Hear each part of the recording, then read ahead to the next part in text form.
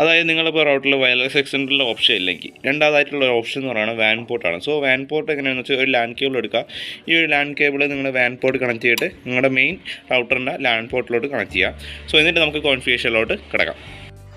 So നമ്മൾ router reset ആക്കിയതിന് ശേഷം നമ്മൾ റൗട്ടറിൻ്റെ വാൻ പോർട്ടിലോട്ട് ലാൻ കേബിൾ കണക്ട് ചെയ്ത് നിങ്ങൾ കാണിച്ചതാണ്. എന്നിട്ട് മെയിൻ റൗട്ടറിലെ ലാൻ പോർട്ടിലോട്ട് കണക്ട് ചെയ്തു. ഇനി നമുക്ക് ആ വൈഫൈ ഒന്ന് ജസ്റ്റ് ഒന്ന് കണക്ട് ചെയ്യാം. കണക്ട് ചെയ്തതിന് ശേഷം നമുക്ക് ഇപ്പോൾ ഒരു ബ്രൗസർ എടുക്കാം.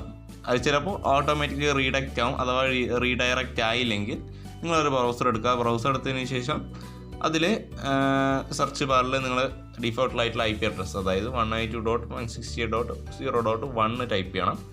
സോ ഞാൻ ടൈപ്പ് ചെയ്യാം 192.168.0.1. എൻ്റർ കൊടുക്കുന്ന സമയത്ത് നമുക്ക് ഇങ്ങനത്തെ ഒരു വെബ് ഇൻ്റർഫേസ് ആയിരിക്കും വരുന്നത്. സോ ഇവിടെ കണക്ഷൻ ടൈപ്പ് നമ്മൾ ഡൈനാമിക് ഒരിക്കലും കൊടുക്കില്ല. കാരണം ഡൈനാമിക് കൊടുത്താൽ അത് IP കോൺഫ്ലിക്റ്റിന് ചാൻസ് ഉണ്ട്. സോ നമ്മളിവിടെ സ്റ്റാറ്റിക് തന്നെ കൊടുക്കണം. സ്റ്റാറ്റിക് കൊടുത്തിട്ട് ചെയ്യാനുള്ളതെന്ന് വെച്ചാൽ IP അഡ്രസ്സ് ഇപ്പോൾ നമ്മുടെ മെയിൻ റൗട്ടറിൻ്റെ ഗേറ്റ് വേ അഡ്രസ്സ് എന്ന് വെച്ചാൽ 192.168.1.2 ആണ്.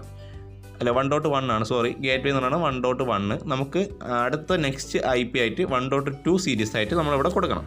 അപ്പോൾ അതായത് 192.168.1.2 കൊടുത്തു. സബ്നെറ്റ് മാസ്ക് 255.255.255.0 കൊടുക്കണം. 255.0. ഡീഫോൾട്ട് ഗേറ്റ് വേ നമ്മുടെ മെയിൻ റൗട്ടറിൻ്റെ ഗേറ്റ് വേ തന്നെ കൊടുക്കണം. അതായത് 192.168.1.1. ഇനി DNS നമുക്ക് ഇഷ്ടമുള്ള DNS കൊടുക്കാം. DNS കൊടുത്തില്ലെങ്കിലും കുഴപ്പമില്ല. ഞാൻ ഇവിടെ 8.8.8.8 കൊടുത്തു. സെക്കൻഡറി DNS 8.8.4.4 കൊടുക്കും. ഇത്രയും കൊടുത്തതിന് ശേഷം സേവ് ആൻഡ് കണ്ടിന്യൂ. ഞാൻ ഇവിടെ SSID മാറ്റുന്നില്ല, ഞാൻ അത് തന്നെ കണ്ടിന്യൂ ചെയ്യുന്നു. സേവ് ആൻഡ് കണ്ടിന്യൂ കൊടുത്തു. അപ്പോൾ ഈ ഒരു ഇൻ്റർഫേസ് വരും. ലോഗിൻ കൊടുക്കുക. ലോഗിൻ കൊടുത്ത സമയത്ത് ലോഗിൻ കൊടുത്തു. അപ്പോൾ ജസ്റ്റ് ഒന്ന് വൈഫൈ ഓഫ്ലൈനായി. അത് സേവ് ആയേണ്ടത് കൊണ്ടാണ് ആ ഒരു വൈഫൈ ഓഫ്ലൈനായിട്ട് വീണ്ടും റീസ്റ്റാർട്ടായിട്ട് വരും. നമുക്ക് ജസ്റ്റ് ഒന്ന് എനേബിൾ ചെയ്യാം വൈഫൈ. അത് കണക്റ്റായി. നമുക്ക് ജസ്റ്റ് വീണ്ടും ഒന്ന് ലോഗിൻ ചെയ്യാം. അപ്പോൾ നമ്മളിപ്പോൾ റൗട്ടറിൻ്റെ IP അഡ്രസ്സ് എന്ന് പറയുന്നത് 1.2 ആണ്. ഗേറ്റ് വേ മാറ്റിയിട്ടില്ല, 0.1 ആണ്. നമുക്ക് സ്റ്റാറ്റസിൽ പോയിട്ട് നമുക്കിവിടെ നോക്കാം. വാൻ കോൺഫിഗറേഷൻ ഇവിടെ കാണാം. ഇൻ്റർഫേസ് വാൻ സ്റ്റാറ്റിക്കാണ്. 1.2 ഗേറ്റ് വേ എല്ലാം അപ്പായിട്ടുണ്ട്. ഇനി നമുക്ക് ജസ്റ്റ് വേണമെങ്കിൽ നമുക്ക് ഈ രണ്ട് മെയിൻ റൗട്ടർ നമുക്ക് ഇതിൽ നിന്ന് ആക്സസ് ചെയ്യാൻ പറ്റും. ഇപ്പോൾ ഞാൻ ഇപ്പോൾ കണക്ട് ചെയ്തിരിക്കുന്നത് വെച്ചാൽ D-Linkൻ്റെ വൈഫൈ ആണ്.